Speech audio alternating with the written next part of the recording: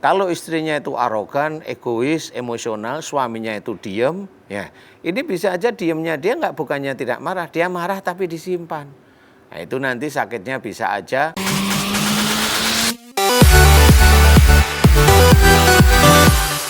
Bismillahirrahmanirrahim. Assalamualaikum warahmatullahi wabarakatuh. Waalaikumsalam warahmatullahi. Pemirsa setia Siraman Kolbu dimanapun berada yang menyaksikan acara ini, bagaimana kabarnya semuanya, ibu, bapak, semuanya ini sehat-sehat ya. Mudah-mudahan semuanya senantiasa dalam keadaan sehat walafiat, kemudian berada dalam lindungan Allah Subhanahu Wa Taala nih. Amin. Senang sekali saya Bobi Maulana beserta guru saya Pak Ustadz Danu bisa menemani pemirsa semua di program kesayangan kita di Malai kalau bukan di Siraman Kolbu, Sejukan Hati. Wah, ini hari Senin. Yang mau beraktivitas, silahkan beraktivitas. Jangan lupa semuanya diawali dengan baca bismillah, kemudian akhiri segala aktivitas dengan baca alhamdulillah. Termasuk Pak Ustadz, pagi-pagi begini, para istri semuanya lagi siap-siap untuk membantu sarapan, anak, suami, segala macam. Tapi ada juga nih Pak Ustadz, istri yang nggak peduli.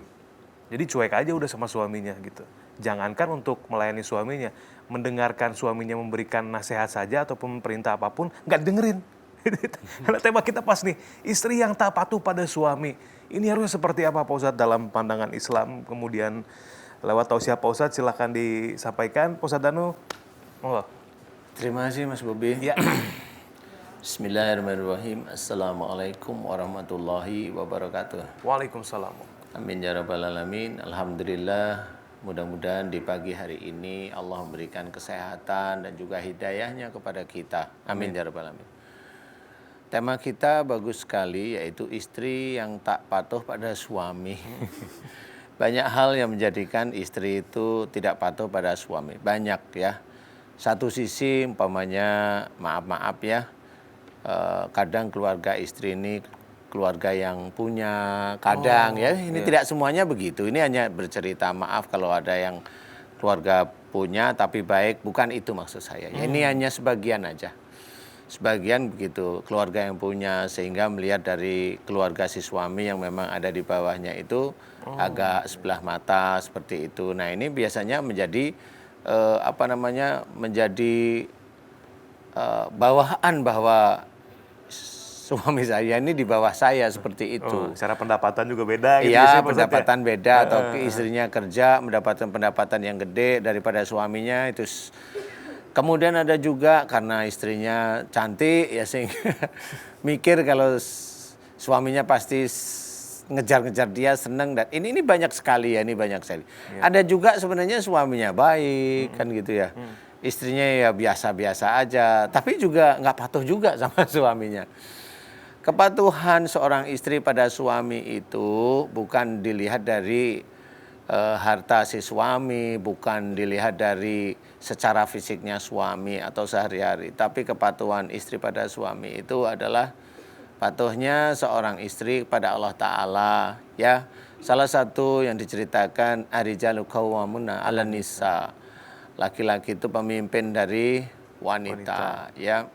Jadi kita harus memahami bahwa memang dari sisi ayat ini laki-laki harus bisa menjadi pemimpin dari istrinya ya, di keluarganya ya. Kemudian bagi wanita melihat ayat ini harus memasangkan dirinya bahwa suami saya itu pemimpin saya. Nah, itu harus seperti itu. Jadi ayat ini tidak dipergunakan untuk si laki-laki atau si suaminya aja, tetapi si istri juga harus dipakai ayat ini, yaitu mengabdikan dirinya pada suaminya ya. Tidak melihat suaminya itu punya harta banyak atau enggak usah dilihat. Yang penting pada waktu dia menikah, ikrar pada Allah Ta'ala, terimalah apa adanya. Nah, disinilah sebenarnya kepatuhan istri pada suami. Karena apa? Kalau umpamanya si istri ini tidak patuh, suami ini jengkel, tidak patuh, jengkel. Ini dua persoalan ini yang bisa menjadikan penyakit di kemudian harinya. Kalau istrinya itu arogan, egois, emosional, suaminya itu diem, ya ini bisa aja diemnya dia nggak bukannya tidak marah, dia marah tapi disimpan. Nah itu nanti sakitnya bisa aja punggung bagian bawah dekat tulang ekor, di situ bisa sakit, atau memang stroke atau darah tinggi. Kenapa? Karena menyimpan emosi. Nah penyakit ini nanti merembet kemana-mana, ya. Nah inilah yang harus kita ketahui bahwasanya harus hati-hati persoalan dalam rumah tangga yang tidak bisa diselesaikan secara islami itu akan bermasalah nanti menjadi penyakit. Jadi kalau kita tidak ingin masa tuanya itu terkena penyakit yang aneh-aneh, ayolah belajar taat pada perintah Allah, belajar untuk berakhlak mulia mirip seperti Rasul yang sudah diajarkan Rasul, walaupun kita tidak akan bisa menyamai, tapi kita belajar. Usaha Ustaz ya. Berusaha. Mudah-mudahan ini bisa menjadikan seorang istri bisa patuh pada suami. Amin. Lillahi ta'ala. Lillahi ta'ala insyaallah. Allahu a'lam. Allahu a'lam. Pak Ustadz Danu terima kasih tausiahnya. Masya Allah. Mudah-mudahan kalau patuh kepada Allah yang diimami oleh suaminya Pak Ustadz ya, akhirnya kepada suami juga akan menjadi patuh insya Allah. Insya Allah. Baik. Selanjutnya yang akan memberikan tausiah kita pagi hari ini, kita persilakan Ustadz Munawir Ngacir. Silakan Ustadz. Aduh senangnya pengantin baru, malam pertama kok malu-malu, malam kedua matiin lampu, malam ketiga gak boleh tahu. Assalamualaikum warahmatullahi wabarakatuh. Waalaikumsalam warahmatullahi wabarakatuh. Alhamdulillahilladzi arsala rasulahu bil huda wa dinil haqq liyudhhirahu 'ala ad-dini kulli wa kafa billahi syahida, amma ba'du.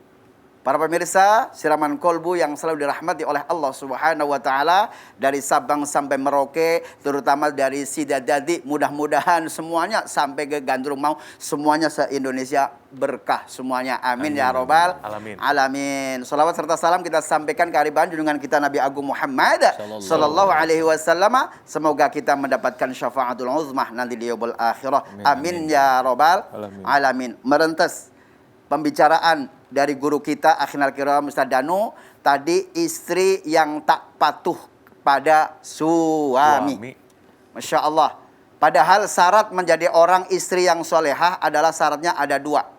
Di dalam surah An-Nisa ayat 34 Allah Subhanahu wa taala menjelaskan, Bismillahirrahmanirrahim. Alhamdulillah, walaupun udah aki-aki tapi suaranya masih lumayan. Begini-gini dulu adalah Qori juara 1 tingkat RT. Pesertanya 5 nggak datang 4. Wah, Ustadz doang dong. Iya, alhamdulillah.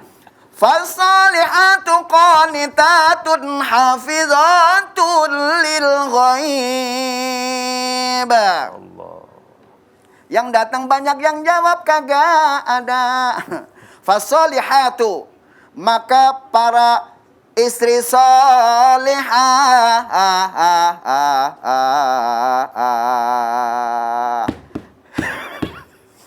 al-awalu qanitatun, yaitu taat kepada suami. Kalau istri nggak taat sama suami, inilah tujuan nikah, padahal adalah ibadah. Kalau didasari dengan nikah dengan ibadah, insya Allah tidak ada dalam rumah tangga merasa dirinya paling bisa mencari nafkah. Yang mencari nafkah adalah seorang laki-laki. Kalau wanita adalah bekerja. Tentunya kalau bekerja pasti ada ujungnya, selesai bekerja, seperti itu. Nah, maka dari itu kita jangan merasa dirinya adalah merasa paling hebat dan juga merasa paling segala-galanya. Tentunya wanita itu adalah termasuk orang yang merasa hebat, bukan termasuk istri yang soleh, bukan istri yang taat kepada suami. Nah, mudah-mudahan pertama, idza nadzurka ilahi sarotka, dipandang oleh suaminya kudu nyenengin. Idza amartaha, kudu kalau disuruh sama suaminya kudu nurut. Kalau nggak nurut, haram masuk ke dalam surganya Allah Subhanahu wa taala. Mudah-mudahan esok bisa berjumpa kembali di lain kesempatan. Wallahul muwaffiq ila aqwamit thoriq. Wassalamualaikum warahmatullahi wabarakatuh. Waalaikumsalam warahmatullahi wabarakatuh. Masya Allah. Alhamdulillah. Terima kasih Pak Ustadz Munawir. Silakan duduk. Duduk di mana? Aduh.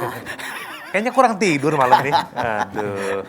Baik. Kembali kepada niatnya, seorang suami istri yang menikah itu harus didasarkan karena pertama, karena Allah, kemudian juga perasaan yang kuat. Jadi nggak ada sesuatu yang ditutup-tutupin, nggak ada sesuatu yang dibohong-bohongin gitu Pak Ustadz ya. Karena hartanya, karena apa? Malah nanti dalam rumah tangganya bisa bukan jadi sarana untuk ibadah, malah jadi sarana untuk berbuat dosa. Nauzubillahi min dzalik. Terima kasih sekali lagi tausiahnya Pak Ustadz Munawir, Pak Ustadz Danu. Pemirsa, selanjutnya setelah satu ini kita kehadiran narasumber yang pertama nih, seorang wanita.